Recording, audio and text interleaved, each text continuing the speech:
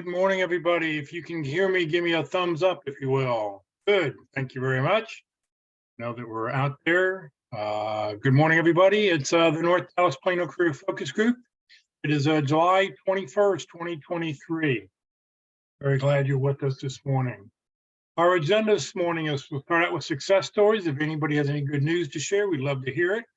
We'll then have everybody do their 30-second introductions. For those online, it'll be putting in the information in the chat window. For those in the room, we'll allow everybody to stand up and give their 30-second introductions so we know who you are. We'll then go to our committee reports. We'll hear about the practice interview team, the interview success workshop, the career tip of the week, and then our main event will be right about the top of the hour today. Those people on Zoom, if you have any questions throughout the presentation, please just enter them into the chat box. For those watching on Facebook, if you have any questions, just enter those in the comment field. We really appreciate it. Please note this event is being recorded and is currently live on Facebook. The recording will be on the Career DFW Facebook page and the Career USA YouTube channel for others to view in the future. By participating in this event, you give consent for your name and picture to appear. Please note that any comments you put in the Zoom chat window will not appear in the recording. Well, good morning, everybody. Since 2007, I've been facilitating and leading the North Dallas Plano Career Focus Group. I took the group over. The group's been around since the late 1990s. I took it over when the prior leader got a job, and so I've been doing that ever since. In 2008, I started a website called careerdfw.org, a website to help those who are unemployed in the Dallas-Fort Worth area. 2012, I launched a second website, careerusa.org, to help those around the United States. If you've been to the Career USA website this week, you've noticed it looks a little bit different. It's been updated security-wise. It's more stable. It's a little bit different theme. It sort of looks the same as everybody, but at least it has, everything should be working. If there's anything on the Career USA website that doesn't work, please let me know, because we're trying to work out the little bugs, and then we're going to redo Career DFW to match the USA website. I have written a book called What I've Learned About Your Job Search That You May Not Know. It is available on Amazon, or if you see me in person, I always have copies with me. And since 2017, I've been a member of the practice interview team, and you'll hear more about that in just a moment. Well, we like to start the meeting off with good news. Do we have any landings? Anybody, any good news to share from anybody? Going once, going twice, anybody? All right, well, we'll move on here. What we'd love for everybody to do now in the chat, for those on Zoom in the chat window, put in your name, comma, phone number, comma, email address, comma, position you're looking for, comma, 2 or 3 target companies, and then hit the return key. We'll take all this information, we'll put it out into an email later this afternoon. And what we'll want you to do is look over that list and see who on that list can you maybe help. Can you help somebody else who's on that list with a lead, with somebody you can get in with, be able to help them out. For those watching on Facebook, if you want to put your information in the chat window or into the comment field, I will delete it immediately after this meeting's over so it doesn't hang out there forever and ever. I also use this to update the roster. And every week I send out the new roster to those people who I know have attended the meeting today. So please, if you will, put your information in there, and we will, I'll get that information going. For those in the room today, please just enter your information on the piece of paper, and we'll give you a second chance here in just a moment to stand up and give us your 30-second introduction. So we're going to put 30 seconds on the clock.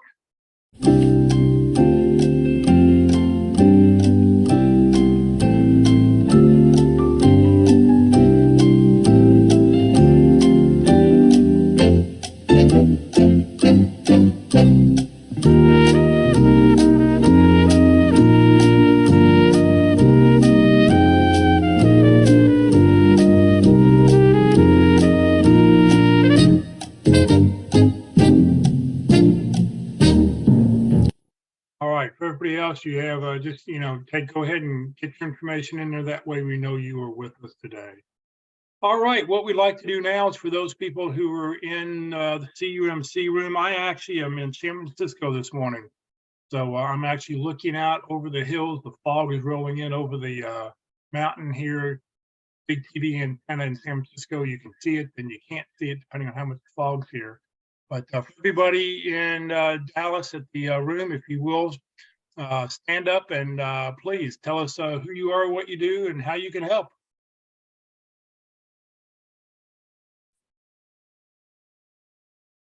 My name is Jim Parker. I'm an electrical engineer, kind of a mutt. I'm also in technical sales and marketing. I do pretty much anything. I've got great communication skills. I work well across departmental lines and so forth. Recently unemployed, so I'm still kind of getting my sea legs under me. My name is Jim Parker. Thank you, Jim. Morning, everyone. My name is Jama Ball. I'm a business. Can you pull the computer down a little bit so we can see you? Pull the top of the computer down. There we go. Now we can you see me now, Jeff? Okay. We can just see you from the eyes up. How about that? There we go. All right. Good morning, everyone. I'm Jama Ball. I'm a business operations leader with global experience improving teams, operations, and processes.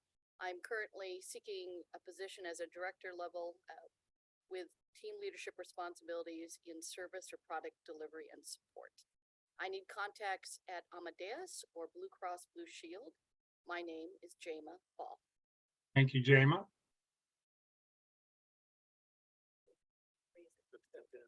Is this okay, Jeff? Perfect, yes. Oh, perfect. Yeah, my name is Jack George. I'm a certified Salesforce administrator developer. I help companies improve their sales and marketing through removing bottlenecks and improving their processes. I am looking for contacts at AAA. My name is Jack George. Thank you, Jack. That's it. That's it? All right.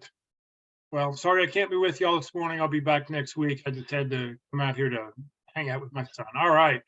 Career DFW and careerusa.org, two totally free websites. If you know somebody who's unemployed, number one, let them know about these websites. Let them know about our meeting that we're having.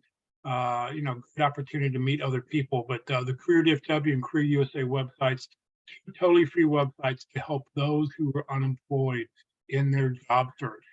One of the things that you'll find on the Career DFW website is a series of calendars, and I'm showing you the everything calendar here that has job fairs in pink, the gold or special workshops that are happening, the blue or networking groups that are meeting in person, the purple are those meetings that are on webinars. So as you can see in the Dallas-Fort Worth area, there are things going on every day. And for those who are attending from outside the DFW area, there are lots of webinars that are happening every day. A lot of the meetings are being streamed and online. All right, let me talk about the practice interview team for just a moment. Your resume, your LinkedIn profile is not going to get you a job. What it will get you is a phone call. How well you practice your interviewing skills, that's what's really going to get you your next job. So the Dallas Pit Crew started, it's probably been 8 or 10 years now. It's actually a spinoff from the Friday group here. A couple people went and asked somebody, hey, I got an interview next week. Can you come help me? And they went, oh yeah, how about Wednesday at 1 o'clock? And so that's how that meeting started. It was just a couple people from this group. It started out with 3 or 4 people, and then 5 or 6, and then 8 or 10, and 20 or 30. And before COVID, we'd have 40 to 50 or 60 people show up to watch a practice interview. The practice interview is totally free. You're not charged anything for it. Their motto, practice early, practice often. You'll probably find that you need to practice 2, 3, 4 times to really be comfortable conducting an interview. We've had one candidate who actually did it 9 times. And he said when he finally got the job, he said, interviewing was easy because you all really put me through your paces.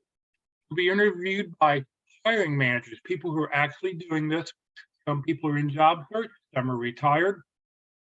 So it's usually a panel interview of 2 or 3 people doing the interviewing, and it'll be about 45 minutes. Then there'll be about 15 minutes to 30 minutes of feedback. You don't get feedback when you're at a real interview. So here you have an opportunity to find out what you did well, what you didn't do well, what you can work on. It's in a safe, closed environment. They're just here to help you. Since COVID started, they have gone online. So you've got a couple options here.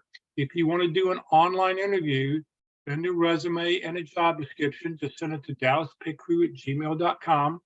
And what your schedule is 2, 3, 4 days out, so they can try to line people up to do something online. They'll do an online interview 9 to 5, Monday through Friday. Then the other option is on Wednesday, I don't have the slide there, but on Wednesdays, they will do an interview Wednesday at 1 o'clock, either live when the group meets in person, or you'll do it on Zoom. This coming Wednesday, the last 2 weeks, they've met in person. They've had in-person interviews. Next week, we'll be doing it online so that anybody who around the country who wants to watch a practice interview will be able to do that online next Wednesday at 1 o'clock. So if you want to reach out, want more information, just go to dallaspitcrew.com or just send an email to dallaspitcrew@gmail.com and let them know that you need some more information you'd like to schedule. Just send your resume and a job description. All right, Walt, tell us about the Interview Success Workshop. Well, good morning, everyone. I want to let everyone know that I now have expertise in managing room operations at the church when Jeff's out of town. I've done this for about 20 minutes now. So Something new to add to your LinkedIn profile. I'd like to let's introduce you to, since the pit crew, which I'm a panelist and support, is totally free. Well, the Interview Success Workshop is extraordinarily free. Okay. I would enjoy having you sign up and come down. Now, what is that all about? What is it different from the pit crew? First of all, it's not a mock interview. It's a learning interview. And what we need to learn is how to sell ourselves as defined by, as I defined it back in the year 2000 when I developed this, as selling who we are, what we do, and how we help. And how do we differentiate ourselves? So we're going to learn those aspects. You will get an interview, you'll get a video of your interview, you're going to get some handouts and some other documents, and you're going to get another video that goes over everything in the handout as part of the workshop. You have to be registered to attend. That QR code up there will start an email to send to me, say I'd like to register for the workshop. Only do 1 or 2 people at a time. So demand is getting heavy. I'm going to have to schedule some extra workshops other than my normal Tuesday from 9 to 11 Central. But just send me that email. I'd like to know your phone number, and I'd like to know how you learn about the workshop. So sign up, come on down. It's not a hot seat. It's not anxiety. We're just focused on learning, and I call it learning without squirming. When the interview has begun, well, it's up to us to make it fun. And when it's all over, said and done, we'll celebrate the job we've won.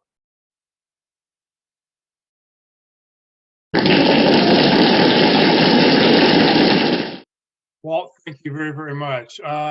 Yes, I know the volume in the room is very low, but the others are fine. Yeah, it's because I'm not there. We're not using the normal PA system because the normal PA system plugs into my laptop, which is what I then use to, broadcast everything. So sorry about that. We're just running things a little bit differently since I'm not in the Dallas area today.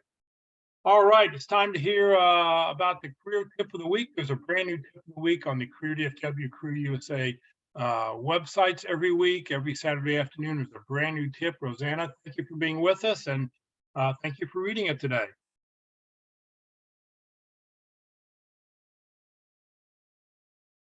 Rosanna, you are muted. There you go. Sorry about that. Good morning, everybody. Good morning, Jeff. All right. Well, this week's tip of the week, give me just a second. It is, and I put it in the chat as well as far as the link. So this week's tip of the week is dated July the 16th, and it is how to answer what are your strengths and weaknesses. And this article is by Joel Schwartzberg. So in summary, don't take common interview questions lightly, just because they're predictable. predictable. Under-preparing for them can make the difference between moving ahead and moving on. One question that often comes up, what are your strengths and weaknesses? In this article, the author outlines clear steps for how to describe your strengths and weaknesses, along with sample language to use as a guide. Some questions come up again and again in the job interviews. At the top of the list, tell me about yourself. Why do you want to work here? And what are your greatest strengths and weaknesses? The strengths and weaknesses question may seem like the easier of the bunch of for job seekers to answer, given the classic responses associated with each. My strengths: creativity, problem solving, collaboration. My weaknesses: perfectionism, I work too hard, I care too much. Though these answers may be true, they may also come across as trite and unoriginal, even scheming. That reaction may be perilous because job number one is in a job interview is standing out, and job number two is sounding honest. So below are tips and examples to tackle this popular interview question in a way that leaves an original, authentic, and meaningful positive impression. It's best to prepare 2 answers for each question, even though you'll probably only use one. So how to describe your strengths? When you share your personal strengths in an interview, the conversation is still much about their needs and is still much about their needs as your abilities. So follow these rules to ensure your skills come across as not only impressive, but relevant, distinct, and proven. So first, focus on a strength that is listed in the job description. There's no need to guess what superstar qualities they're looking for. It's all there in black and white. And look for the attributes listed under the preferred qualifications or the required skills section of the job description. Second, reframe the skill to make your response as specific as possible. Here are a few examples of generic strengths with their more descriptive counterparts. Communication skills, public speaking and presentation skills, people skills, team management skills, video skills, video production and editing skills. Third, once you pick your strength, practice expressing it in 4 parts. The 4 parts are the strength, a real life example of that strength, an impact of that strength, and how much you enjoy leveraging that strength. Try to incorporate most or all of those elements with your answer so that you're not just saying a word, you're making a point. When you put it all together, it should sound something like, and here's 3 examples. Sample answer number 1. I know a lot of people are afraid of public speaking, but I really like it and often use my speaking experience to support team projects. For example, last week I presented our new customer service portal to a prospective client and they signed up immediately. I also get a lot of personal fulfillment from helping my colleagues with their presentations. Sample answer number 2. I love project management because I enjoy solving problems in an organized and collaborative way. For example, I recently managed the planning, testing, and launch of a new product line, which came in on time and under budget. I love helping teams manage all of the moving parts and multiple deadlines of a big project so they can focus on their deliverables. And then sample answer number 3, I think my greatest strength is team management. I really enjoy working as a team and leveraging everyone's unique skills and perspectives on a project, while at the same time having fun and maintaining a manageable work-life balance. One of my proudest moments was winning a team appreciation award earlier this year. And honestly, I really enjoyed doing my part to help everyone do their best work. So how to describe your weaknesses? The key to sharing your greatest weakness in an interview is to be authentic, but not self-sabotaging. An interviewer may remember your weakness and hold it against you, even subconsciously. So you need to limit and mitigate any potential harmful impressions. These tips can help you respond both responsibly and protectively. So first, reimagine weakness as a challenge, even replacing the word weakness with challenge in your answer. This removes some of the injurious sting of weakness and makes shortcomings seem more fixable because a weakness implies more permanence than a challenge. Second, choose skills that are easily correctable through training or commitment.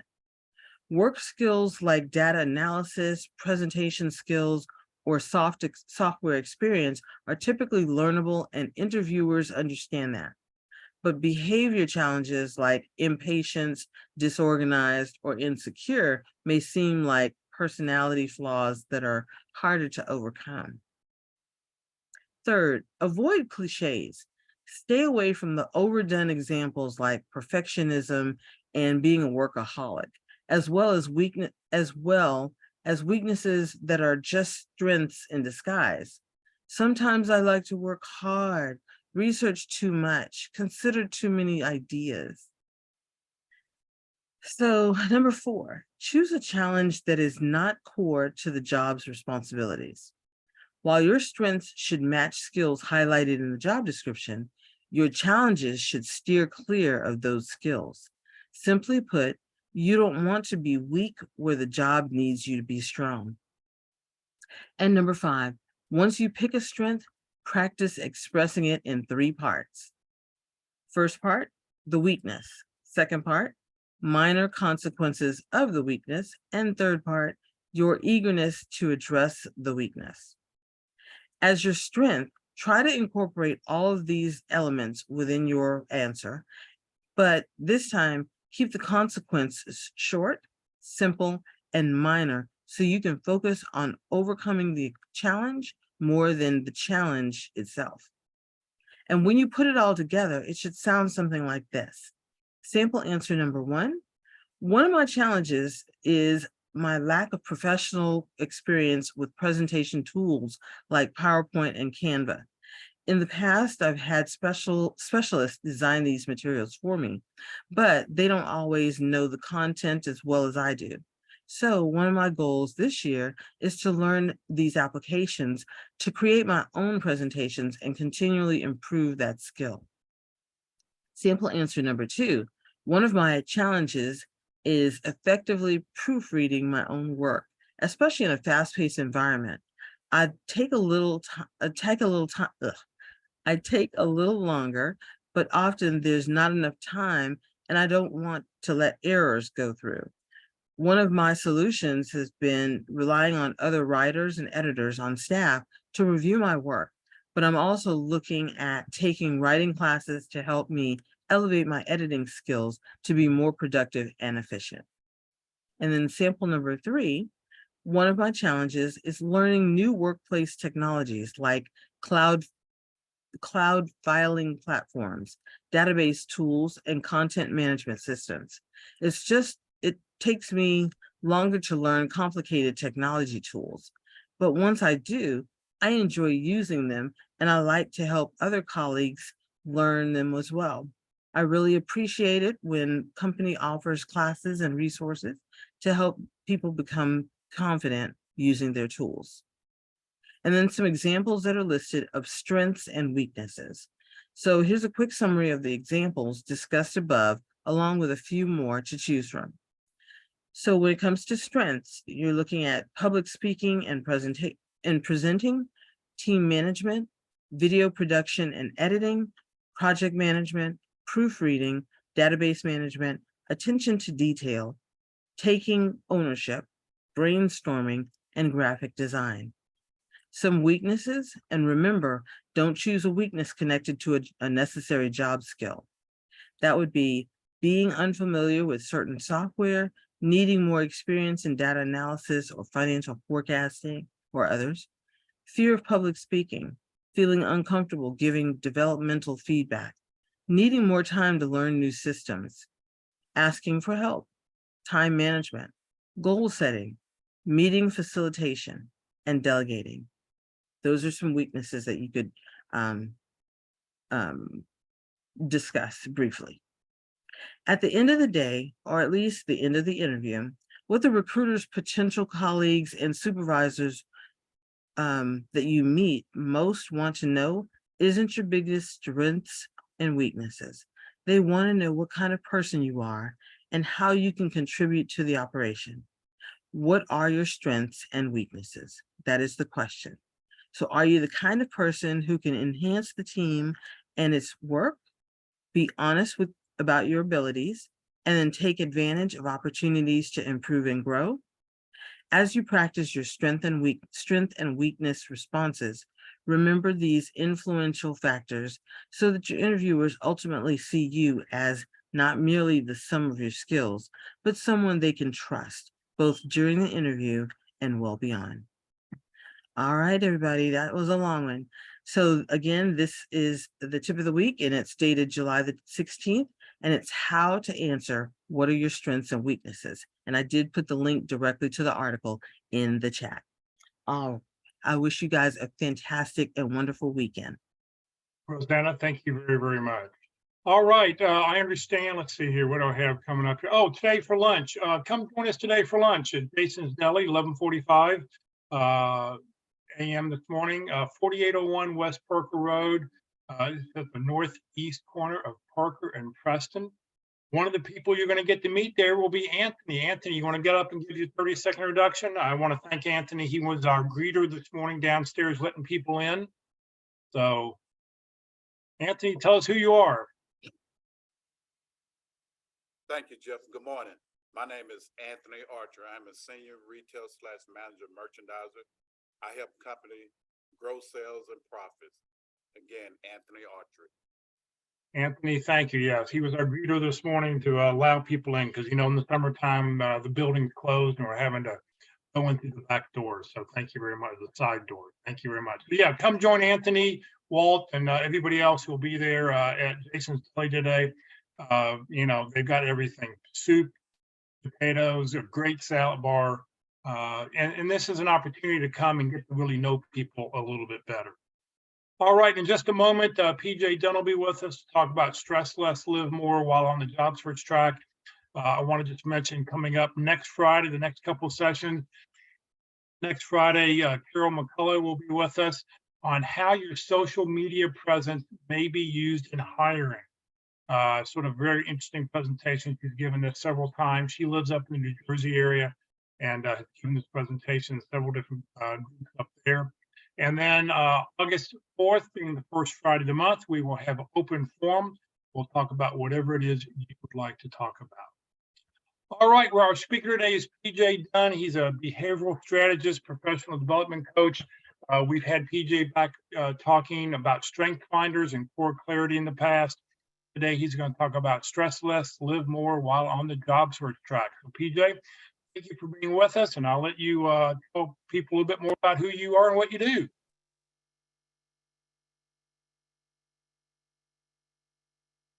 And you are muted. Now you're unmuted. Yes.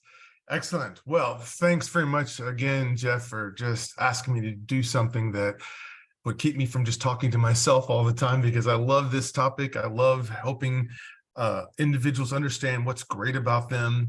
And I love the idea that Rosina was already talking about strengths and weaknesses and how we can answer that question. So this is just in complete alignment. So what I've been doing for the last 15 years is helping people understand, number one, what is great about them, and then number two, how to articulate that. Because if you are an asset, and I believe everyone is an asset because everyone has unique skills, but yet you can't articulate what it is you bring to the table, you now are a liability. So what I get to do every day is that behavioral strategist, I look at it and I say, okay, here are the things where you come alive, where you're fascinating, where you're great. And that's what we should lean into. And then we also need to understand what are the things we need to manage, which would be some of those things that show up as weaknesses / challenges. And so for 15 years, that's what I've been able to do, and do a lot of speaking engagements because of it as well. So speaking, coaching, and facilitation. And so with that, hello, everyone. Let's get started. Everyone here, I think, woke up this morning probably saying, gee, I just want to stress more. Gee, I really want to be worried about my bills more. I really want to be worried about not being responded back to once I've sent my resume out and I've heard nothing, even though I've sent 5,000 resumes out and I've kind of done this, machine gun type approach and I'm still getting nothing. No, I imagine no one woke up like that today. Instead, you probably said, man, I wish somebody would talk about stress and how to handle it and how to just live more and how to manage it, because stress is always going to be there and stress is not always bad. So if you're good with that, then let's continue. So I want to do this. I can't see the comment section of the chat, but you can, Jeff. And so here's what I'd like to do.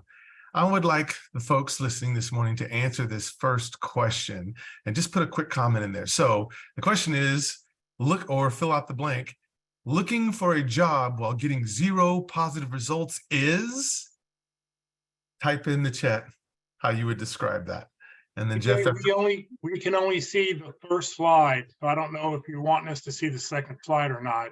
gotcha. Let's see what, I think this has happened before. Has it moved? Nope. Okay, let me go We only back. see the first slide. We're just seeing the PowerPoint.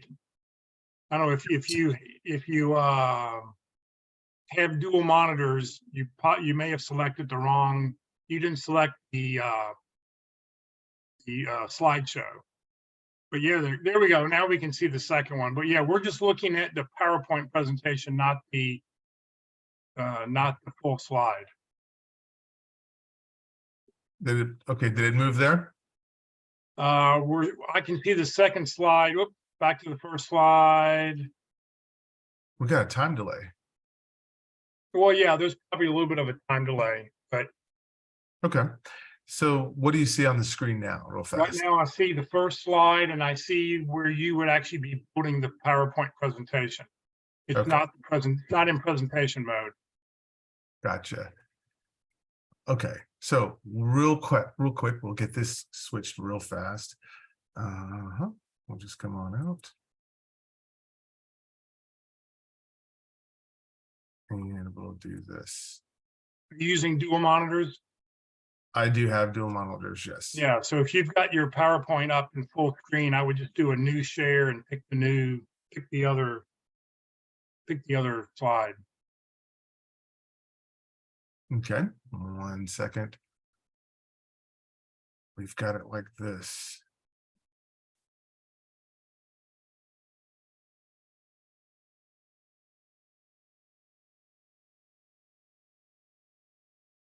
Did that change? No, I just moved it. Did it move? Oh, no, go ahead and now do a screen share and pick the full screen version. Let's see here.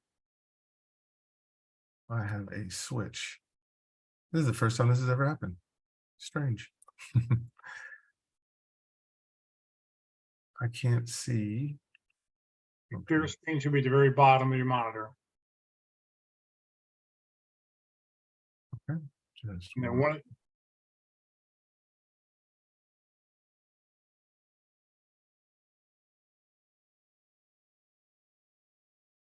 There we go. Well, yeah, now we're seeing your presentation mode. We're not seeing the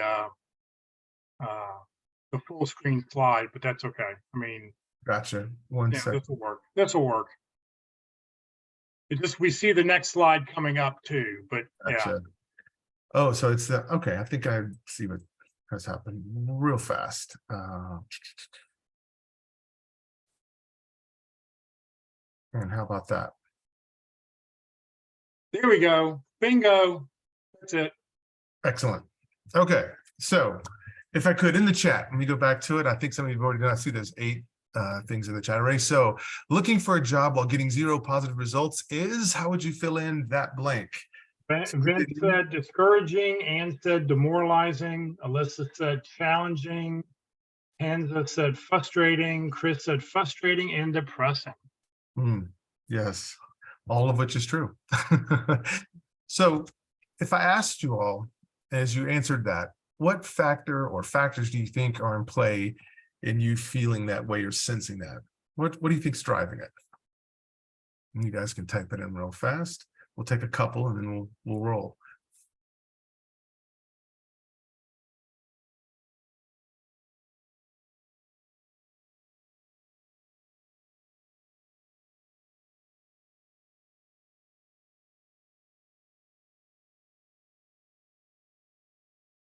How about, go So ahead. here we go.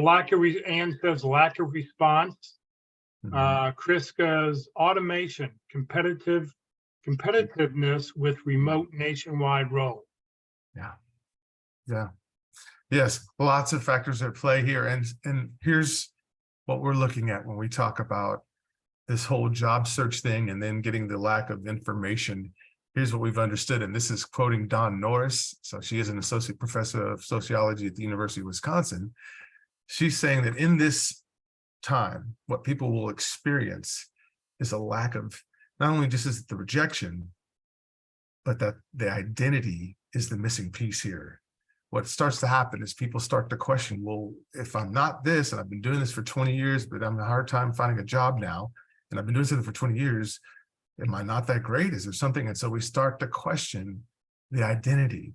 So imagine that. Yes, financial instability scares you, rejection scares you, but who am I now? If I've put out my best work, it's written very well, I've taken all the career coaching, I've got everything done well, and yet still no one's biting, no one's interested.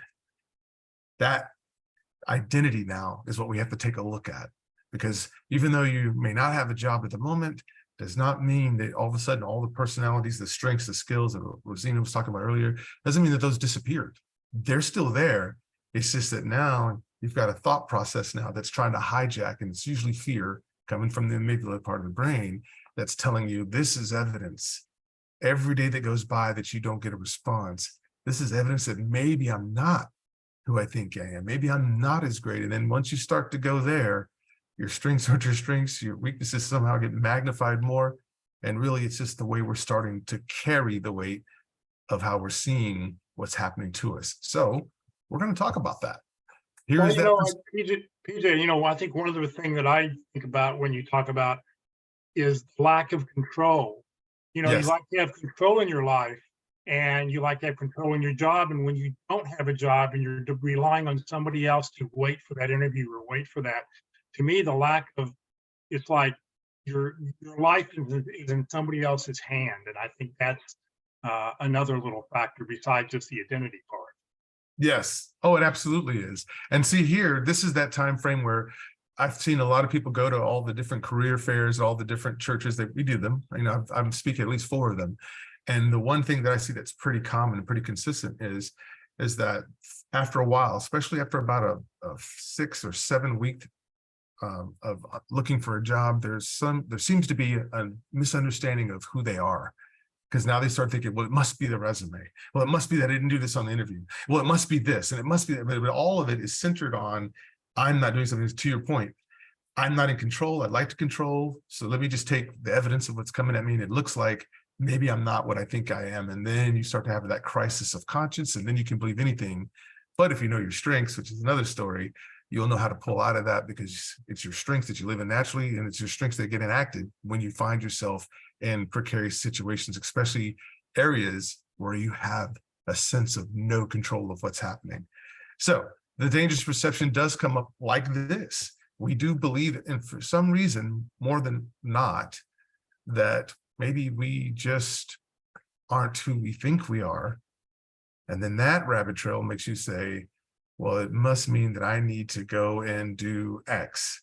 Or for some folks who would see that as depressing, would say, well, maybe this means I shouldn't do anything. I don't want to be seen. I don't want to talk to anybody. So you may retreat. So it's interesting. Some may go get every skill, every study, to take every class, to do everything because they're afraid. The perception is I lack. Or they'll go the other direction, which is, oh, this is now I need something to distract him. I need a chocolate shake or whatever it is that you use to make yourself feel better when you're not feeling great. So what we're saying here is the way you think about this situation is really what you have to consider the most. Because if you're seeing it as in, okay, maybe that wasn't the job for me. There's one that's actually is better for me and it is out there. So let me keep working. That's the healthy way to see it. But what most people do is they eventually feel shame because they feel like especially if you're a man in the situation, because you're supposed to be the leader of the household, provider. If you feel like you can't, sometimes that man may not want to go home because he doesn't have to answer and say, yeah, I didn't find anything today. It didn't work. All right. And so again, what's important here? Not necessarily just your skills, your talents, your abilities. It's how are you framing this whole situation as it pops up? So how you see your perception is important because perception is what people believe is reality. So we need to break it down. So let's take a look at this. This helps in many ways. I use this with my clients when we sit down and go through this.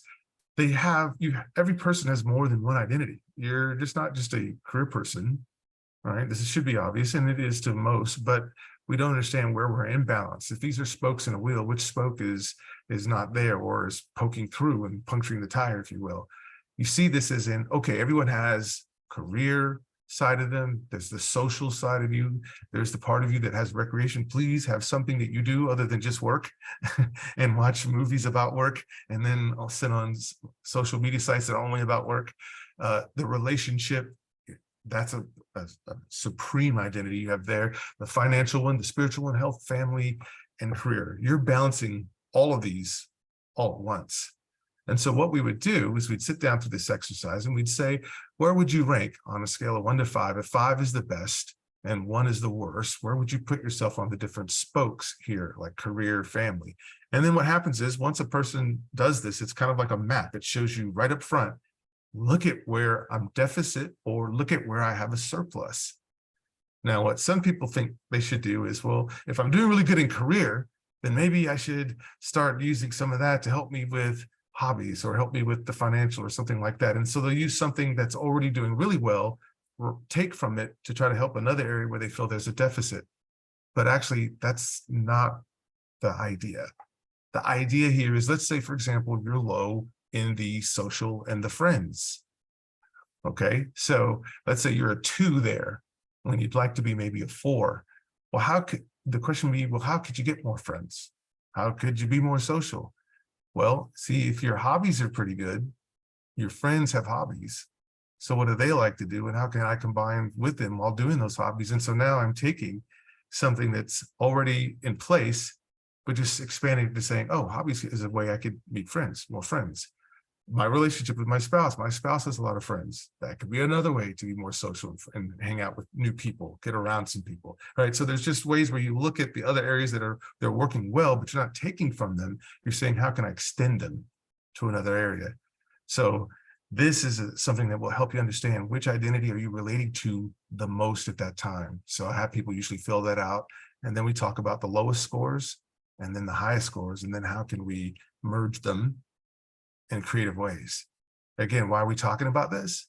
Because your identity and again, your perception of how you see yourself right now is 100% important. It's super important. So we have to take a look at it. All right, self-reflection.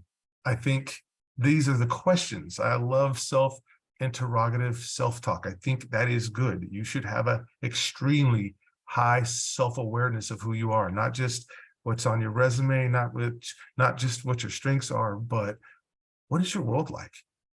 Can you describe it? Then what would be the ideal world? And then what's keeping you from getting there and how would you get there? So these questions I like. So if I'm sitting here and I'm starting to question, I'm starting to feel a big abundance of stress, whose am I? Now, from a relational and a theological perspective, if we're believers, we understand that from Psalm 139:14, that we're God's workmanship, right? And therefore, God creates things with purpose. He doesn't create junk. Everything that you have, everything you could do, the strengths and the talents, everything that you have is specifically put there on purpose. So the difference is, how do I take what I already have and knowing whose I am, how can I go take that to a company and manifest it there? How can I articulate that? Are there unique ways I can articulate that? Do I know how to articulate that? Right? So whose am I? Where does it start?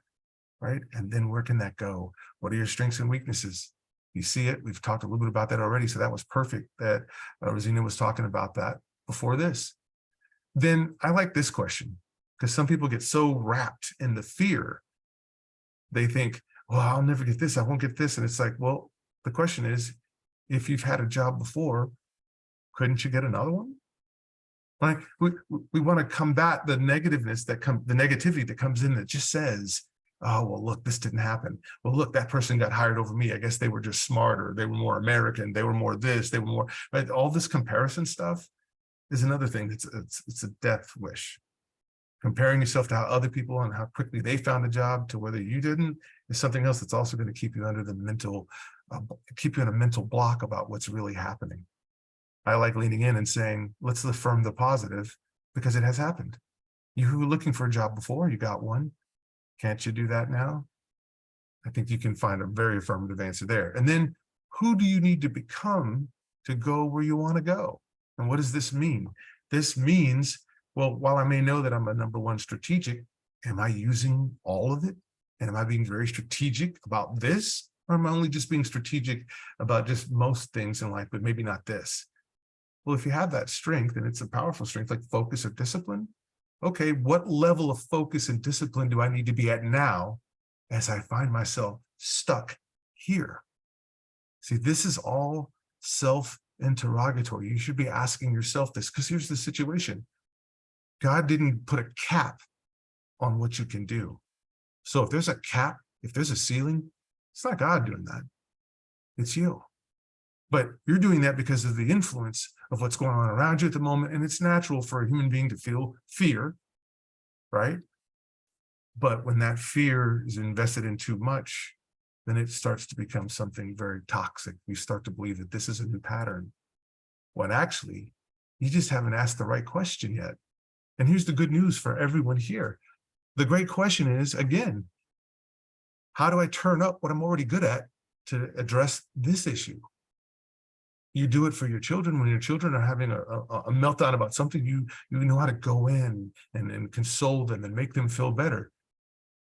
Have we forgotten that self-compassion is also a thing? So instead of choosing to beat yourself up, which also changes your trajectory in terms of having negative thoughts within, will make you start believing the worst is coming. What if you saw it as in, okay, here's the opportunity now. What used to work doesn't work now. So how can I turn it up so I can get to the next level? Oh, and by the way, that's what life is the whole time. It's never that you get to a certain point of success and then you just sit there. You're an evolving skill set always. Your situation right now is telling you, okay, you got to do it again. You got to evolve again. So what part of your potential have you not explored? That if by exploring it, you might actually learn that you're actually more powerful in the situation than not. When you understand how powerful you are and what you can be, what you can do, you don't need to control things. You just need to manifest it and show other people that this is what you do, right? So usually when we see control, there's a fight, there's a loss of power. And whenever people feel a loss of power, that can lead to many different maladies of the soul, if you will, right? So jobs, you guys know this, right? Job search, finding a job is a job, but here's the key thing also to notice, the nugget here's in gold. The job search isn't just a loss of income and identity to some, it's also a loss of structure. After a while, people stop getting up at the time that they used to get up. They sleep in because they're starting to show the effects of depression, right? Just a mild depression. And then eventually they start to isolate because they don't want other people to see them this way and not in their full energized spirit. So they lose the structure part of it. But as we all know, if searching for a job is a job, that means it takes discipline. There's a lot of jobs out there, but there's a lot of people out there. There's a lot of competition. Moving to Texas because there are no state tax and all this sort of thing. And it's just more land, more space. So more people are coming. So that's not the time to lose discipline. That's the time actually to get sharper. So how do you combat this? Well, you set strict working hours for yourself. Tell yourself, if I'm here and I get to, I'm in full control and you are of how you spend your time, then you can say, all right, here's my time I get up every day. Here's the time that I take breaks. Here's the time that I go to lunch, as if you were working at a company. You'd have to do that. You have to keep that same discipline. That therefore, it won't seem weird when you do go back to the job and have to go back into a structured environment again. You don't have to relearn if you keep it now. But let's make it fun because it is you and you're in control, right? So set the strict deadlines, which means this: don't work past 8 o'clock if you know that that's going to burn you out in terms of just doing the job search. What's your deadline? What's the time that you need to finish job search mode and be all the other spokes in that wheel? The family person, the friend person, the hobbies, and all the other things that are also important to your life, right? But you get to set it. That's the good part about that. Create the simple rules and guidelines for how I'm going to spend my time, which is I'm going to do a certain amount of social media. I'm going to do a certain amount of emails. I'm going to do a certain amount of face-to-face lunches, coffee with people. Continue to learn, continue to grow, because every day you're in a classroom. The question is, what did you learn in that classroom before lunch, after lunch? And maybe if you went to lunch with people, what did you learn during lunch hour, right? The beautiful thing here is that everybody here is talented. You guys, all of y'all are. You're going to find a job. You're going to land somewhere, even if you start your own company, because your talents are going to beg you to get out there and go do something, right? We come alive when we're doing that job. Did you know that a job isn't just an occupation or a way to make money? A job is a place where you get to manifest what's already emanating inside of you naturally. Your life is, I polish my gifts because I can. Because there's no cap to how great you can really be. And if people are telling me that, then I wouldn't hang out with people who are trying to tell you, nope, you've hit your ceiling. Sorry, Jeff, you can't get any better than where you are right now. That's your ceiling. Just sit right there, status quo time. No, ridiculous, preposterous. We wouldn't do it, right? So be prepared to be challenged on any rule or deadline that you set. Because you could say, well, that's easy for you to say, PJ, I've got kids. How am I going to balance this and this and this and this? And then I've got kids. Well, it's going to have to shift then. Everybody needs to set up their rules and their deadlines based off of their reality, which is going to look different. So you're correct. Yours won't look like mine because I'm dealing with a different set of circumstances, but you can adjust it and you can say, well, I can't do that, but I can do this, right? Be the person who's able to say, yes, and yes, that's true. I could also do this though, right? That's a great mind frame to get in, is yes, and if you haven't used that before. And then finally, just resist that urge to quit when and if you fall off the wagon. So like if you set up a boundary to get up and do these things and one day you just missed it, please, please, please do not beat yourself up because one day your energy levels are so low that you didn't get up and do the things you normally do. Because here's the thing, beating yourself up, not a good plan. It won't change the behavior. It'll actually make you feel worse, right? And we're not trying to go backwards. We're trying to go forward, right? Real fast. There's this concept I love to teach to anyone who will listen and anyone that's nearby. The concept is called C, S-E-E. The S in C stands for strategy. Everything anyone does, there needs to be a good and well-sound strategy to it that also can be variable if the variables change. So the first S and the first letter in C is strategy. The E is execution, and it starts like this for those who are, execution kind of enabled. It starts with this question: what's the first step? So as soon as you've got the download and you understand what's happening, the next question should be, what's the first step? And then when you get to that step, it's what are the consequential steps that follow that? And you'll see after you've taken the first step what you need to do next, right? The last E and C is it's energy. Because if your energy is low, low energy will kill a good strategy and will kill a good execution. So so you need to understand that your energy levels are going to fluctuate. You're not going to be at a 10, which is if 10's the greatest. It's hard to sustain a 10 every week, every month, every quarter, every year. No one functions at a 10 energy level. So that means I need to be aware when my energy level drops below 5, because that's when I'm most likely going to resist or do something I know I shouldn't do because I don't have the energy to get up and go do what I should do. So you want to manage that energy, because energy can destroy strategy, can destroy execution. So we're talking about a little bit of resiliency here with that. So that's C. That's something that if you just keep that simple premise, how do you get anything done? What's your strategy? What's the first step? And where's my energy level at? Does it meet or match what I need in order to do this thing? Okay. Beware. That stress, job search, can also make people feel as if they don't deserve downtime if they haven't found a job yet. So now you tell yourself, well, I need to work 15 hours a day on this until I find a job. I must. And then if you take an hour off, you feel bad about it. Like, well, I shouldn't be doing that. I should be back on my computer, sending out more resumes, meeting more people, going to more networking events. If you do that, I can guarantee you, you will be burnt out. You will feel high levels of isolation and negativity. Do not get to the point where it's manic, where you feel like you have to feel bad because you took an hour to go do something you should do, right? When you've gotten to that level, you're in a high fear state. So again, what do we want to go back to? Strategy, execution, and energy. Where are those things at? Where are you at? So let's give you something even more practical. How about this? I think one of the ways to keep a positive mindset that keeps you living rather than just stressing is to understand, what are wins? For you, what does a win look like? We need to frame, what do wins look like? And so these wins can be daily or weekly, however you need them, whatever interval is great. You can even make it monthly if you like. But I think weekly is pretty good because you now have 7 days to support it. And that if something doesn't get on Monday, you can get it done on Tuesday, but don't push it further than that. But here's what I would say people need to do. If we look at it from that daily perspective first, you notice there's that time that you wake up first, obviously. What are you doing in the first few moments that you get up? Because that's going to determine how you're going to go the rest of the day until you switch it.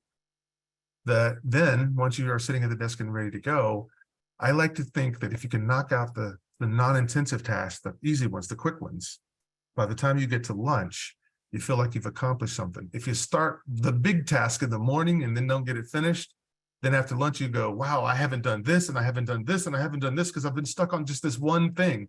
It's like, well, do the smaller tasks, get them out, knock them out first. That way, after lunch, which is the longest period of the day, you can work unfocused, not blocked or distracted on just, let me just get this out of the way because I knew I took care of all the small little things so that those things don't come back to haunt me when I start telling myself, wow, I couldn't even do the small, simple things today. No, it's the reverse way to look at it. No, let's knock those out first. Just like you pay off the smaller bills first, and then you have a bigger chunk to pay the bigger bill, right? As you go through it. So time-intensive tasks, after lunch, if you eat good food and not the kind of food that makes you sluggish, right? Don't carb up too much at lunch, but replenish that body. And when that body's replenished, you can go back in and you can say, okay, now let me set a plan to knock this out. And then notice it's end of day. What's end of day for you? If it's 6 o'clock, make it 6 o'clock. Don't have it be 5 o'clock. Then one day it's 10 o'clock at night. One day it's 8 and you're fluctuating all over the place. Because what you're telling your body is I'm off schedule, which then creates more anxiousness. Well, will this get done? Well, should I have done it in 8 hours? Should I have done it in 10? We just want to eliminate these smaller mental battles because we want to keep you on the focus on the war. The war is let's get the job. But the little battles are the ones where you have to talk yourself up to do this or that. That's what we really don't want to get stuck in. We don't want to have a lot of little skirmishes within the war. We just want to win the war, right? So then if we look at it from a weekly perspective, you should have some numbers. And of course, I'm a strategist. So I need to know what my numbers are each week. The doctor might tell you might need to know your numbers in terms of your blood pressure, your blood sugars and all that stuff. A healthy person knows their numbers. Well, you need to know your numbers on your activity as well. And so I would say that first blank is, how many emails or social media posts are you going to make weekly? Is it going to be 10 a day, 20 a day, 30 a day? But what's your number? And if the number doesn't work, either subtract it or add to it. If it's got you on there too much and you're wasting too much time doing social media posting, then you want to go subtraction on some of that. The other number you need to know is how many face-to-face meetings am I going to have this week? How many do I have scheduled? Just coffee with somebody, catching up with alumni, or somebody who used to work at an old job that used to work at, but they landed somewhere else, right? How many face-to-face meetings? Because some people don't get the transference just through an email. So some people, it's going to be really brought out to the front. if you have a face-to-face meeting, sometimes just people seeing you, they get ideas. Hey, you know what? I'm glad we're here today. It made me think of, there's somebody that works at so-and-so that's actually looking for, right?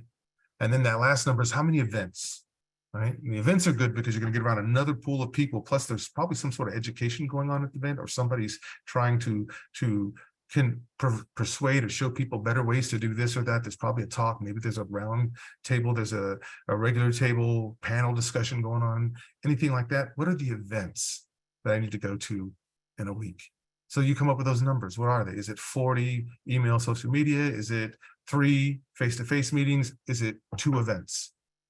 Is it 1? But play with those numbers, move them to your advantage. Because here's the thing, what you do have control of is how you're going to spend your time now. And you have a lot of time right now compared to those who are putting in the 45 and 50 hours a week. So this is a way where now you're living, you've got a plan, you at least know, here's what I can do.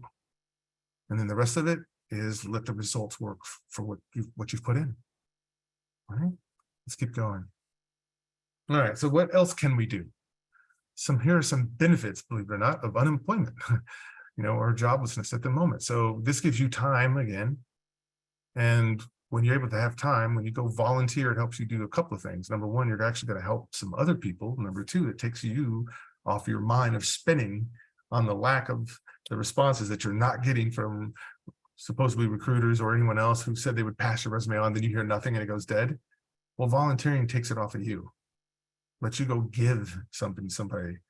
And well, the scripture said that it's better to give than receive. And so there's this piece. Now, we're not saying go out there and just volunteer for everything just because you're that depressed and want to get out of the house and then you get no work done. But volunteerism actually has a key hold on what it does to people when they're actually giving than trying to just receive something, right? So you can take these free online courses. They're all over YouTube. YouTube is the second biggest search engine only after Google. People go to YouTube, they punch anything, and YouTube has some good creators out there because it's a creator economy that are, in order to get you to come see more of what they do, they give away free stuff online so you can see how it works. So they'll tell you, here's 10 ways to deal with a narcissistic boss, 5 ways to make your headlines better on your resume, right? There's people giving this away. So go take it, right? Every day is a classroom, right? Then here's something, some of you are so well endowed with skills that you've already been polishing because you've been in the work environment for a while. Maybe you create classes where you teach what you know, right? And now people are attracted to you because you're also now giving something else away. And then you let them know where you are in the job search or in transition. And they're going, you'd be great for this company. The way you taught this, the way you explain things so well, you'd be a great manager for so-and-so and so-and-so and so on, right? That's how it happens. Little small things that you're doing that you weren't expecting are being communicated to other people. People are watching, they're seeing things about you, and they're imagining, hey, this guy would be a great fit for this. This woman would be a great fit for this, right? And then here's something that's going to blow everybody's mind. No one's talking about this. That's the clickbaity title. No one's talking about this, right? Well, when you have time, this is crazy. You have time to mend relationships that went awry. See, that's different. Nobody's talking about that. You know why? If it's a relationship that's toxic that went bad, we're not worried about that. But let's just say it's just little slights. Well, they don't call me, so I'm not going to call her. Well, he doesn't respond to me with email, so I'm not going to, right? That little stuff is blocking you from just, again, having more people that can hear your influence and that can influence you. These little slights, why we don't talk to people. So if you go in and go, you know what, John, my fault, I've dropped the ball. I haven't responded to your post. I haven't done things well. Hey, how are you? You would be surprised by going into the people that we kind of have these little, tiffs with, or we just kind of, well, they know where to find me. When that person turns into somebody who surprised that you called and surprised that you fell on the sword and said, yeah, I didn't do this right, but hey, what's happening for you? And we're not doing this just as a tactic. We're doing it because this is what good people do. And what happens when good people see other good people? They want to help good people. So now this person who never thought you'd ever call because the way y'all left it, you called them and fell on the sword and then just told them, hey, how are you though? I'm sorry that I did that. That person now is more motivated to help you because they're surprised that you even were going to fall on the sword because they certainly weren't. So just by being the bigger person and then opening a line of communication that was kind of stymied can open you up to more things. And see, people don't think about that because people are like, well, it's not my fault. They're the idiot. I'm not going to be the one to make a move. I'm not going to be. You have no idea who that person knows, who's in their network. And then it's kind of silly why y'all are not talking in a way, because people just do stuff. People are going to let you down, but it's how they handle when they've let you down. When they told you they were going to come pick you up and then they no-showed you. When you sent them a text, told them it was urgent and they never responded. You'd be surprised how if you cross this bridge and the wind of making that connection again will also make you more powerful to handle more rejection if you get it, because you know, well, maybe I didn't do it over here and build a perfect relationship here, but I did restore one. I did reconcile one over here, which then opens me up to the network. So just something, no one's talking about that because, you know, it's not popular. It's always popular to try to be right and show people you're always right, but no, actually, this is a secret weapon. All right, community. We are community people. Y'all know this. We are community people. We are made for community, right? So in community, look at the benefits. And again, no one should suffer alone. No one should be sitting back alone with the idea that they're struggling with this idea of how come I'm not valuable enough for someone to hire me, or whatever self-limiting thought you may have. But see, we're made for the community. The more you talk to people, the more you're engaging, the more people see the friendliness. What did Zig Ziglar say? People buy from people who they know, like, and trust. But you might say, well, PG, I'm not selling anything, so that doesn't work here. No. You're always a marketer. You're always a brand. So therefore, you are always selling things at a certain level.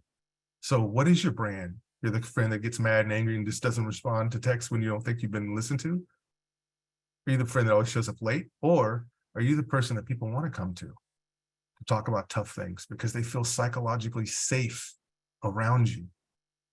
And then again, if I help you with your problem, then they want to help me with my problem. That's how we do it. That's how community works. That's really what a network really is, right? We grow in this community because if I'm around Jeff and I'm around Racina and some other people who have different giftings than me, and then I bring my giftings to all their giftings, look at what we can do. We can have a powerful conversation because I can sit back and admire and then respect Jeff's perspective, Rosina's, and then mine, and then anyone else that's here. And now what's happened is we're now kind of knitted together because we see strengths. Strengths like to be with other strengths, right? Just like when people are low, they want to hang out with other people who are low because they don't want to feel bad by hanging out with people who are winning because that makes them feel lower. But when strengths-minded people or people who understand their strengths go and experience other people's strengths, the power and the energy that's in that room at that moment will make you feel like you can do anything. Because strengths like to be around other strengths. The CEOs like to be around other CEOs. They know what another CEO has been through. The pastor likes to hang out with the other pastors because they also know what it's like to run a church, right? So get around some of those strong people because guess what they're going to do? They're not going to minus you. They're going to plus you. And then you're going to plus them because there's something that you're uniquely good at as well. And then all of y'all together is smarter than any one of you separately. Imagine that. You don't have to have a job to have a mastermind, a masterclass of, hey, how are you guys proceeding as you look for jobs? What's your strong suit? What's your best story this week of what you did on an interview that you feel great about? When you start sharing stories like that around each other, you know what this is like. That's campfire time. When people sit around a campfire, marshmallows, they just start telling the stories. People are driven by stories. The most popular story, the underdog who wins, which is all of us at some point in time because we're the underdog somewhere until we learn how to win. And how do we learn how to win? When we're around older, wiser, or not necessarily just older, but just wiser, more discerning people who can meet us where we are and then show us how we can get the rest of the way.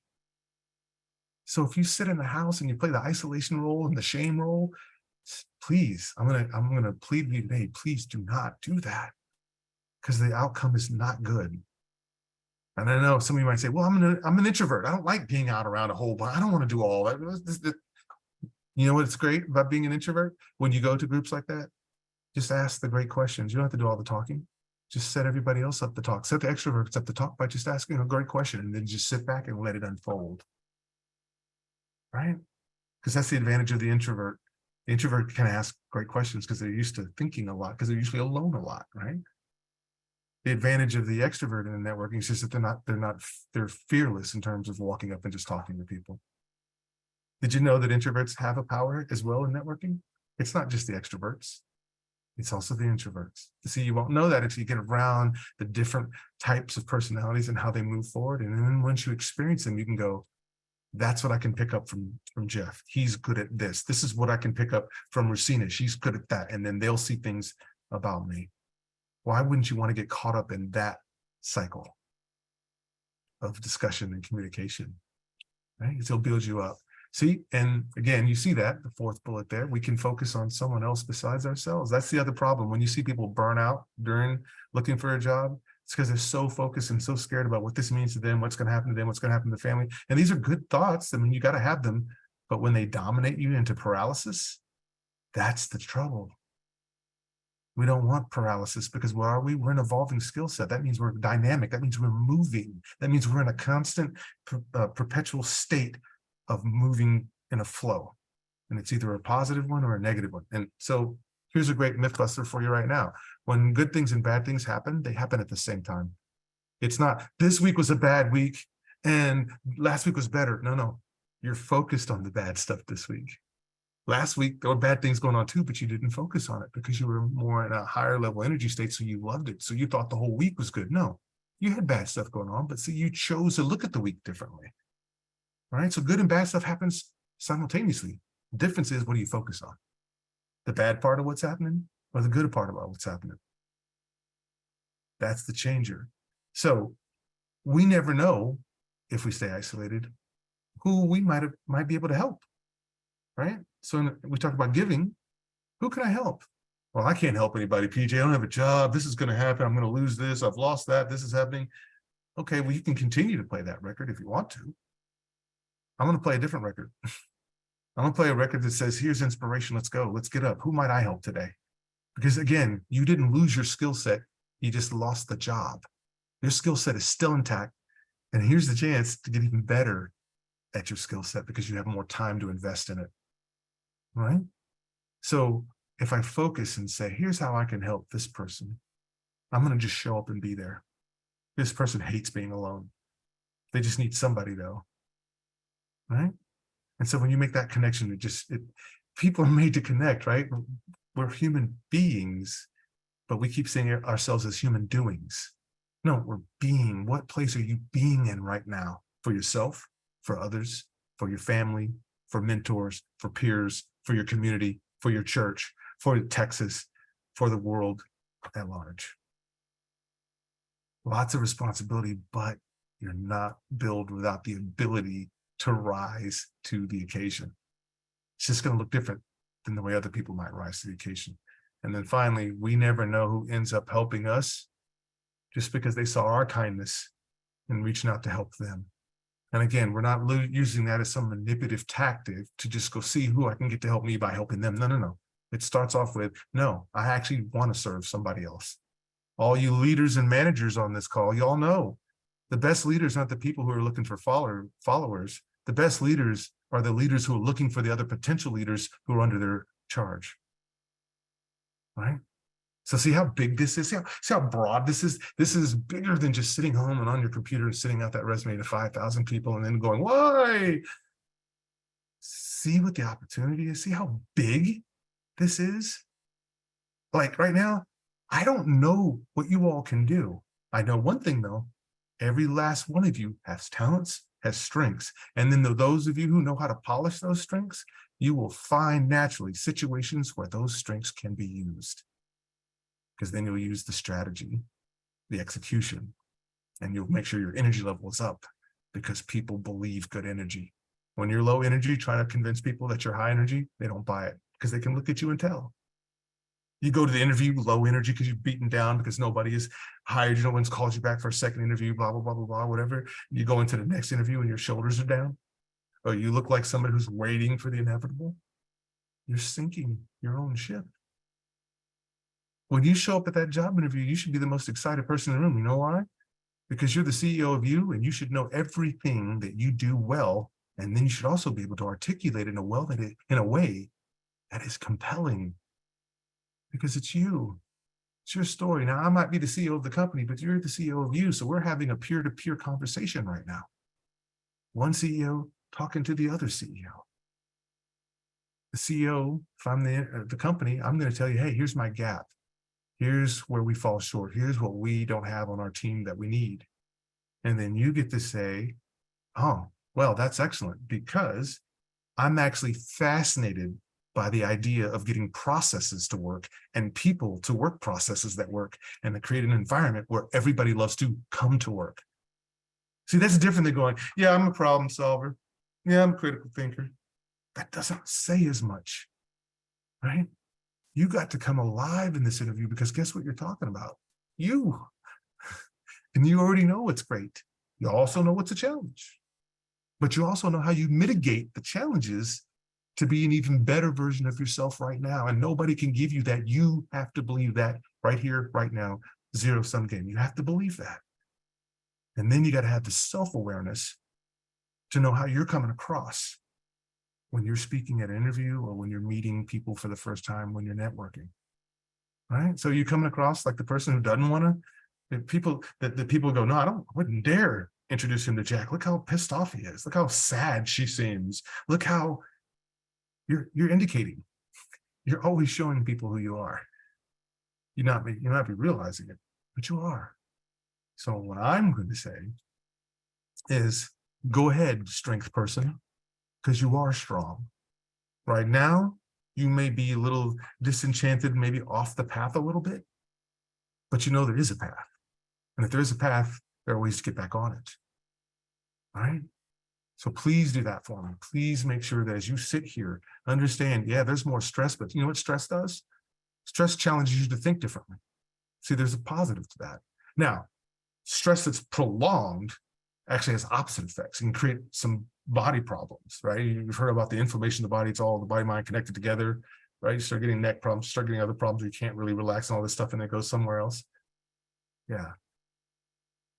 You have the potential to continue to do what you've always done, which is you've gotten better. You know more now than you did when you were 15, when you were 25, when you were 30 and 40. So you've got data. Build your strategy, take the first step in the execution, and then monitor your energy. If people try to suck the energy out of you, you have to say, hey, you know what? I gotta switch the subject, or can we talk about something else? I don't think this is productive use of our time. Right? Because some people, what they'll do is they'll show up and they'll start venting in front of you, and then they get negative, and then you start to feel right, and then that person vents to everybody, and next thing you know, the whole office is under the auspices of the person who started venting. And then that person says, well, I feel good. I talked it out. I got it all out. Yeah, but you depressed the whole team now. So sometimes it's about saying no, and especially not allowing people to come in when we're talking about energy, to not let them rob you of that energy that you're going to need to do the task that's before you, that you're definitely qualified for. Right? So we don't let people put us there, and we don't go there ourselves, right? So with that, what I'd love to do, I wanted to leave some time because I really want to hear your thoughts. That's just, behavioral strategist talking out loud on some things I see every day when I go into companies or in coaching sessions. But I'd love to hear your unique situation, and feel free to unmute now. Let me go to this screen here. That's the contact information. You can see me and link up on all those spots if you want to see where that is. But some questions, some thoughts about maybe some of what you heard or what you've already were thinking about, or maybe you have a comment that's not a question. And Jeff, is it okay if they just unmute? Yes, please. Anybody unmute your mic. You're welcome to ask away. Those in the room, if you want, just go up to the camera and or head up to the laptop, and you can ask your question, comment. I know this is a very, job search is very stressful. I mean, a lot of people tell me once you get a job, it's easier to have a job than it is to have to look for a job. Yes, it's true. To help spur on your questions, I might say it this way. So what inspired you today? What was something that was a gold nugget for you today? You could start from there, or you could say, I like that idea, but my fear is this. Okay. So what do y'all think?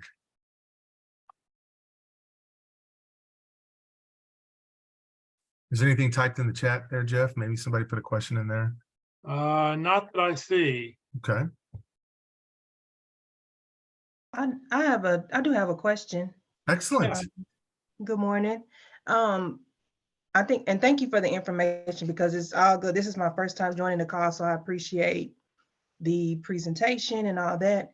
Mhm. And I think for myself, at 6 months into this job search, Mm, that identity thing really called my name, because I think at this point, I'm almost to the point where I think it's apathy. I don't even know if it's fear or mm, anything. I think I'm at apathy at mhm. this point. Okay.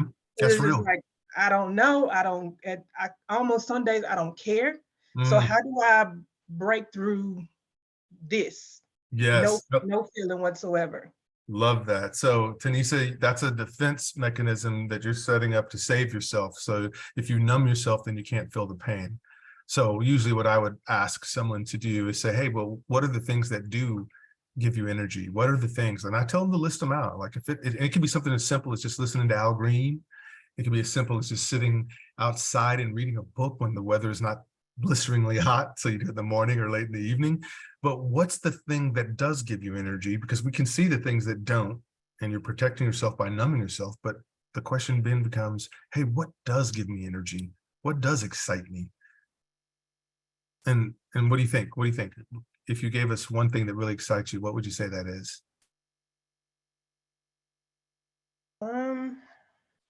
Hmm. I honestly, I don't know. See, yeah. See, and this is good. I'm glad that you're transparent, you're being vulnerable about this, because there's other people who are thinking what you're thinking and feeling what you're feeling. They just hadn't said it. So first of all, number one, let me just give you props for stepping out and saying something extremely vulnerable. That's huge. That's a question. It's a great question, right? Because you're saying, I don't even know what it would be, which means that's how far and how long you've been numbing yourself. But if I challenge you, just push just gently, a nudge. If you went back to maybe 5 years ago, what would you have said one of your favorite activities was?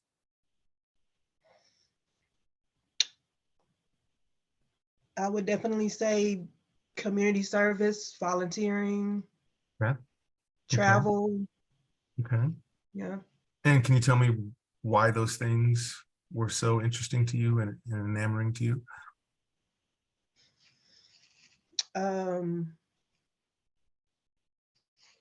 Community service, I think this, again, I like the idea of helping other people.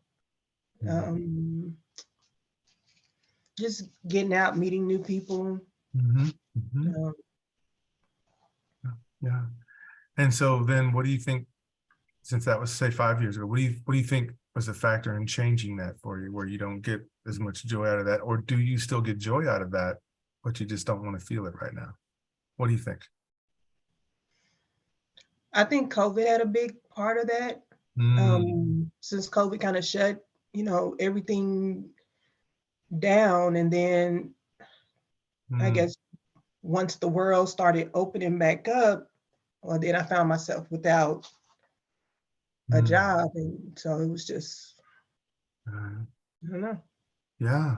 No, see, thank you. Again, love that transparency, right? So what are we saying? So this is what is known as kind of like that after effect of COVID, right? That was such a stressful year and years, and everything was contentious. Everything was a problem, right? And people were going at it, and it created even more drama. And then, of course, we knew that the fallout would be that some people would lose jobs. So now, Tanisa, probably one of the things we think about now is, while it caused problems, COVID also created something too, right? So there are some people now, they're making a good living because COVID ended up being a wake-up call about what was not going well to them personally too. And it Yeah. alerted them on something that they could work on. So if there was something that you feel like you could improve or work on, what do you think it would be? or could be?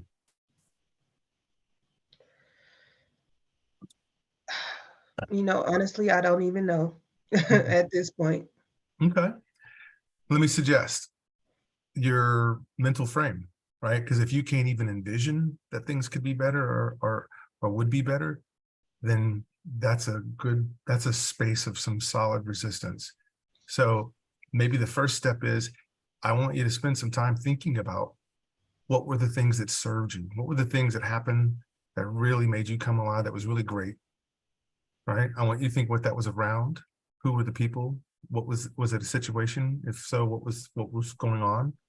But I think we need to kind of counter some of the thoughts that would shut you down to protect yourself and get you out of protection mode, get you in exploring mode. So we want to kind of just understand what could you do now? Unless you're going to tell me that the pandemic was just the one way to shut you down forever. I don't think that. I think you're stronger than that. I think it just showed you something, but you haven't gotten enough evidence yet that it can turn around. And so you've been dwelling on the stuff that, well, it's easy to do. It's easy to dwell on the negative always than it is the positive. So maybe one of the shifts here is checking yourself on, hey, what does make me excited? Where am I right now? It's mindfulness, right? And I would say that there's some articles that you could read and some people who are very good mindfulness practitioners who can help you be mindful, not living in the past, say, a context of, say, pandemic, or trying to go too forward, like when will I get a job, which is anxiousness. But what's the thing that I can be mindful of right now that will serve me? I just want you to think on that question. Is that helpful? It is. It is. Okay. Thank you. Yeah. And that's just the beginning blocks. If you need to reach out to me, Tanisha, please feel free. Okay. All my contact information is there. Because I know that this isn't going to be a one answer solve thing. There's still more. So just want you to know that. Okay. Okay. Thank you. I appreciate that. You're welcome. Who else? Who else has a question or a comment? Or what's the thing that came alive as you saw this? And put a comment in the chat window. I appreciate the structure you provided. This is the one thing I've been struggling with. Thank you for the tools. Yes. Yes, I find that when we try to wing it, winging it is kind of a really hard thing to do, but yet we think we can just wing it, which is amazing. That's one of the hardest things you can do is wing it. But once we find at least some sort of a structure, it's something that's doable, and of course it's set by your time frames and what you're naturally drawn to, and it's totally scalable. You can scale it how you need, and then get around some other folks who are structured too, and they'll help you appreciate the structure. And I think also, one of the things Tanisha said that, Yes. I want to sort of expand on a little bit is, Please. COVID really changed everything. Pre-COVID, there would be 30, 40, 50 people would show up on Friday morning. And it wasn't just the session that you're seeing on Zoom. It was the communication before the meeting. It was the social interaction after the meeting. It was going to lunch with other people where you got to meet other people and find out more about them and build those relationships. And I really encourage everybody who lives in the Dallas-Fort Worth area to put on your big boy pants, get out of the house, and go to these meetings in person. Don't rely on Zoom. I think you're going to find that more and more of these networking groups are going to stop doing Zoom. I'm considering, cutting back on Zoom every once in a while, because we need to see you in person, because that's where you're going to build these relationships. That's where you're going to really be able to connect with other people. You can't connect with people on Zoom. It's not going to happen. It's just not going to happen. I've been doing this. This is my 720th Zoom call we've done, 724th Zoom call I've done since COVID started. And you can't build those connections this way. It's the conversations that you have after a meeting that really make a difference. And, if you're sitting in the house, that's an issue. You got to get out. Yes. Yes. And this is to your point. I think this is one of the things that we've learned about the pandemic. The pandemic said, oh, we have this thing called Zoom we can start using. And then everybody got really, really comfortable with it. And then it became a replacement for actual interaction. And I would say that wouldn't be where we'd want to be. I don't think we want to use this as a replacement. But if it's something where we're talking about somebody's farther away, they're in Minnesota or somewhere else, and this is the way to do it, yes. But I think as much as possible, if we're here and as much as it's humanly possible for us, even though I know it's hot, but you could always do it in the morning, you always do it in the evening. But I think we get so much energy from other people. And when the other people's energy is really good, that's how we inspire. So here's the thing, right? So we can't change people, but we darn sure can inspire them. And that's why people love the same movie trope of here's the protagonist, here's the antagonist. The antagonist starts to beat the protagonist down. And why do we watch? Because we want to see what the protagonist is going to do to defeat his nemesis, his problem, his thing, the antagonist, and win. That's what we always want to see. And it's always the best movie just because they then come back and win, because you would say, oh, I already knew that. We watch it to see how the underdog does it. So right now, Tanisha, I want to see how she does it after sitting here, hearing this, and then reaching into a group that also cares and loves for her, and just see what happens to her, the energy they can bring to her. Because that's what we do for each other, right? We do that for each other. So I think real fast, and I want to see what someone else might be saying. The scripture talks about how we're supposed to carry our own load, but it's our community that help us carry the burden. Right. Chris said on the Zoom chat window, that is the key. It helps. No need to go to 12 networking meetings every week in person. Find the in-person meeting that works for you and uplift you and get out and go. Yes. And, what I always used to tell people, there used to be a gentleman in the Dallas-Fort Worth area, and he'd go to every in-person networking meeting. He probably went to 15 of them a week. And it was like, so when are you looking for a job? Do you have time, or are you just being Mr. Social and going from group to group? I always say, find the 2 or 3 in-person meetings, go to those meetings, because that's what's going to benefit you the most, to be able to build some connection. That's a great insight. And Chris, thank you for sharing that. That's absolutely, I love that. It's 100%, because that's the thing. You get some people that they think, oh, well, if 2 meetings can give me that kind of a charge, then what if I went to 15 meetings in 1 week? And it's like, no, I see how your logic is working, but that's very fuzzy. It's like, no. The 2 meetings that you have should be powerful enough that you don't need 15, right? And so it matters much who you're hanging out with, right? And if you're hanging out with the people who are bringing it strong, you couldn't handle, like, if people see me, they go, there's no way I could have 15 PJs talking all at once. That'd be way too much coming. But so it's better when you say, you know what, I need to sort through the noise. I don't need to create more noise. I need to sort through it. I don't need 15 big meetings. I need 2 powerful ones with a third in case one of the meetings gets shuts down. I will then have another one in play. And I think that's what we have to do. We have to feed our mind in that way. Any other thoughts? On Facebook, Kazmuri, sorry, I'm slaughtering your name here. Kazmuri says, thank you so much for your presentation. I really didn't thought about unemployment benefits, but it helped me to think more about the positive and about the current situation. Yeah. The interesting thing is, and we all know this already, so I'm not telling you like you don't know. It's one of those things where it's common sense, but common sense isn't common practice. That's the thing, right? And so in this situation, we almost have to know that every time a situation happens, it's not good or bad, it's how we frame it. It's just a situation on its own. That's all it is. So when something happens, we're going to decide, oh, that's horrible. And you'll say, well, that's horrible. Why? It's horrible because that's going to make me have to drive further if I have to go to work. So we're putting this good and bad label on it. When really maybe sometimes what we need to say is, okay, this is just more evidence that things have to change. And change is good. So I can't change things if everything's perfect. So there has to be something that's off so that I can change it. And if I live in a world where everything's perfect all the time, then, that's a question. We could ask about that. But instead, it's just normal. Good things and bad things are happening all the time. People are losing jobs. There are car crashes. There are people who didn't make it to the hospital. There are people who didn't make it to work today because of some illness, something happened, right? So it's more of how do we frame all this stuff that's going on all at once? Well, we'll lose if we're low energy because then we'll feel overwhelmed and then we'll feel like I'm powerless. How do I change all these things I can't control? Which no one asks you to control the things you can't control. What people are asking you to do is, can you control you in the middle of chaos? so that you don't add to it or help create it, right, for others. One last comment in the Zoom chat window, and then we'll let you go, because I know you have more important things. You're not more important. You have other things you got on your agenda to take care of. Alyssa says, terrific food for thought over the weekend. Definitely refining my search and transition strategy to include SEE. Thanks, PJ and Jeff, for bringing the content.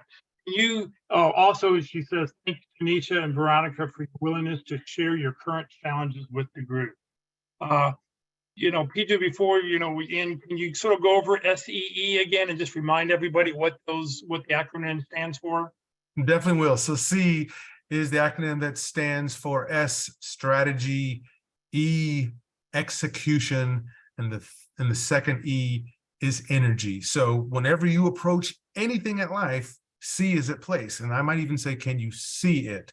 And so C is whenever I run into anything in life, relationally, professionally, personally, there's a strategy that's at play. Hopefully it's a good one. And hopefully we can then create a strategy to handle it. There's then a strategy is no good if it's just in your head. So it has to be executed. So then to get involved and get out of just your head thinking about it, because you can be paralyzed by analysis, we say, what's the first step?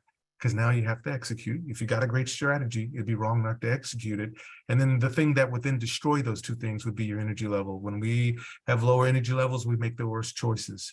When you're tired and stressed out, that's when you break your diet and you eat that donut that you know you're not supposed to have because you've been telling people, I'm going to watch my blood sugar and not do it. Right? When you're in a low energy state, you can't fight the urge to not have the donut. When you're in a high energy state, you're excited by the fact that, no, if I don't eat that donut, I'm going to stay healthy. My blood sugar will stay in a place. So see how that works? That's your C.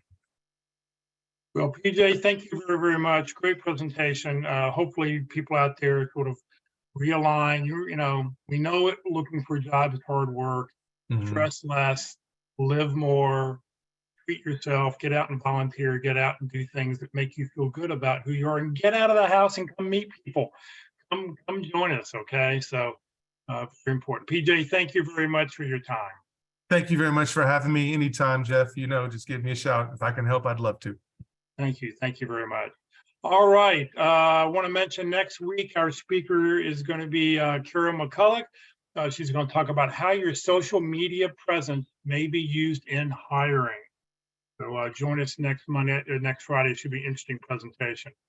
If you have not put your 30-second introductions into the Zoom chat window, please do so. I know you're here so I can update the roster and get you on the active roster, and you'll get a copy of that this afternoon when I get that out. Career DFW, Career USA, we're putting on training 4 days a week.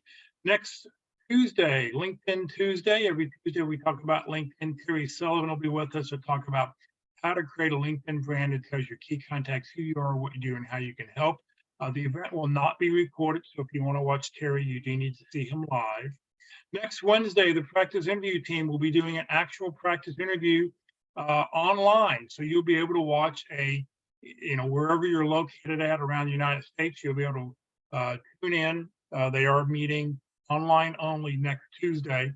It'll be on Zoom only. There'll be no Facebook next Wednesday, but you'll be able to watch an actual practice interview. If you'd like to get a practice interview or schedule your own practice interview, get the information at dallaspitcrew.com. And then next Thursday, being the fourth Thursday of the month, we're going to talk all about networking. We've got a different speaker who talks about networking. Networking is all about the same thing. It's getting out and talking to other people. How do you do that? So we'll have a presentation on Thursday all about that. The session has been recorded. It will be on the Career DFW Facebook page and the Career USA YouTube channel. On the Career USA YouTube channel, click on playlist and then pick the North Dallas Plano Career Focus Group speakers. And where you see that red circle, click on View Full Playlist. When you do that, will come a list of all the different speakers and in chronological order, and you can pick whatever topic it is you want.